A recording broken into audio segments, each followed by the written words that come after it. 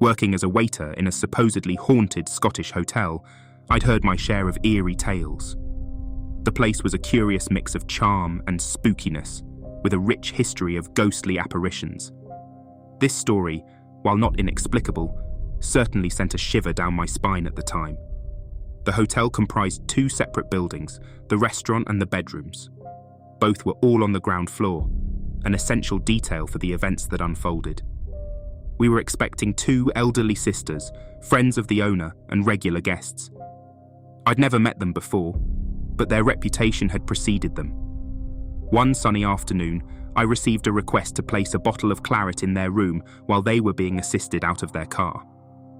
I readily agreed and went about my task, picking a bottle, pouring a couple of glasses, and balancing them on a tray. It was a quick journey from the back of the restaurant, across the courtyard, past the 2 elderly ladies who were gingerly disembarking from their car, and into the main building.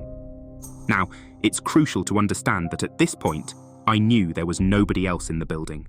No other guests were around, and the owner, along with a couple of fellow waiters, was preparing for the evening service. I'd also been regaled with stories about the supposed hotel ghost, an old woman in grey who had hanged herself during the inn's coaching days. As I turned into the corridor leading to the bedrooms, I was alone. Or so I thought. That's when I spotted it. A headless figure, clad in faded Victorian attire, was shuffling down the hallway in complete silence. It was an eerie sight, and I froze in my tracks. The blood in my veins ran cold, and I could hear my heart pounding like a drum. The stories of the ghostly apparitions rushed back to me, and I felt a shiver creeping up my spine. My instinct was to make some sort of noise, and out came a strange, high-pitched sound, almost like a Harrier jump jet winding up. In response, the figure turned around slowly. It was one of the elderly ladies, suffering from severe osteoporosis, a condition that made her head appear sunken into her shoulders. She'd been let in through the side entrance ahead of me to minimize the distance she had to walk. I felt like a complete idiot. Awkwardly, I explained that I'd stumbled a bit with the tray but managed to save it. I'm not sure if she fully bought my explanation, but I couldn't blame her if she had her doubts. This bizarre encounter had me mistaking a degenerative bone disease for a spooky ghost and left me with a story that I'd be telling for years to come.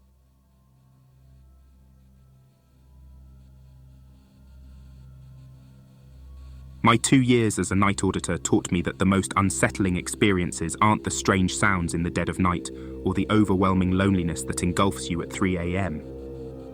No, the things that truly haunt you are the actions of your guests.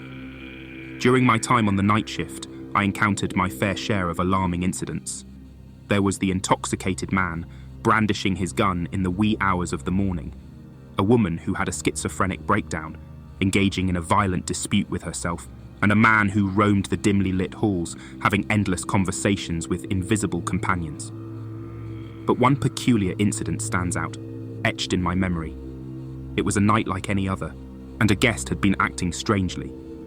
He would repeatedly descend from his room, aimlessly wander the lobby and breakfast area, and engage in bizarre behavior, like talking to himself or shuffling between chairs at a breakfast table every few minutes. Each time I approached him to offer assistance, he'd jerk and mutter that he needed nothing. Hours later, he returned, claiming that he'd turned on the room's heater, which had left him short of breath. An ambulance, he insisted, was necessary. Puzzled, I made the call. A minute later, the blaring fire alarms pierced the eerie silence of the hotel. Firemen rushed up and down the stairs, their persistent inquiries centering on whether he was alone or with someone. My response remained consistent. He was alone, no other guests were in the room with him. Once the fire was extinguished and the clamour subsided, my curiosity led me to the guest's room. What I discovered chilled me to the core. The furniture was rearranged haphazardly, the TV oddly placed in the bathroom, and the trash can sat in the middle of the room, charred and still smouldering. The unsettling part was not that this man had intentionally set his room on fire, putting the entire hotel at risk. It was the inexplicable presence of small children's clothes scattered around the room. The disconcerting questions lingered in my mind. Why were there children's clothes in that room? Where were the children? The answers remained elusive, haunting me in the quiet hours of the night and etching a sinister memory that would forever reside in the shadowed corners of my mind.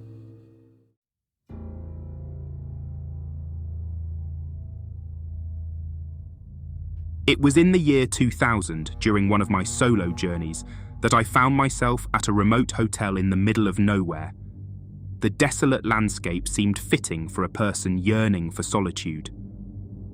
Upon my arrival, the woman at the front desk handed me a room key and, with a stern look, issued a peculiar warning.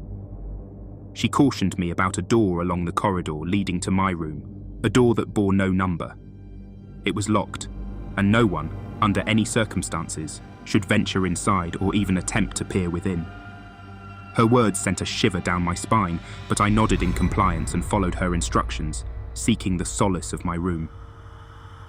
That first night passed without incident. The room, though humble, offered me the serenity I sought.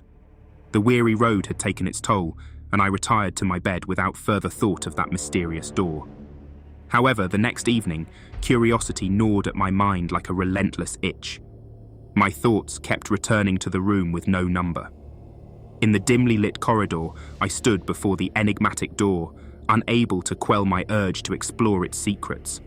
I attempted the handle, but it resisted my intrusion, firmly locked. My desire to unravel the enigma of the forbidden room outweighed my respect for the woman's warning. I knelt down and peered through the wide keyhole.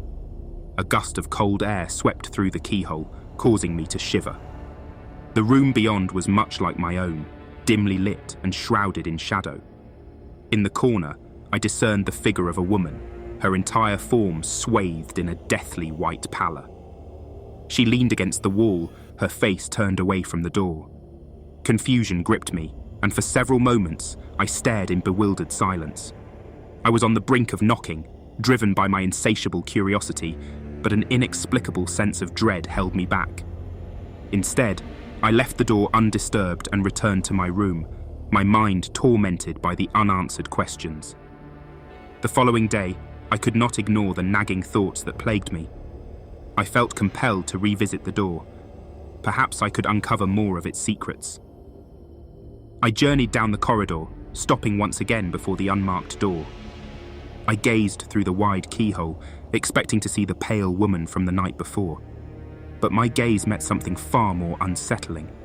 The keyhole revealed only a vivid, unyielding redness. My mind raced to comprehend the unnerving sight, but I could discern nothing more. The inhabitants of the room seemed to be aware of my previous indiscretion and had obstructed the keyhole with an ominous sea of crimson. Determined to unravel the mystery that shrouded this enigmatic door, I sought out the woman at the front desk once more.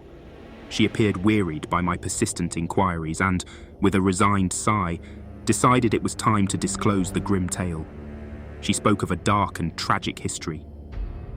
Long ago, a man had committed a horrifying act within that very room, a crime that resulted in the murder of his wife.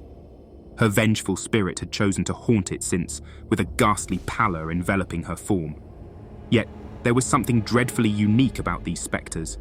Their flesh was as white as snow save for their eyes, which blazed a malevolent shade of red.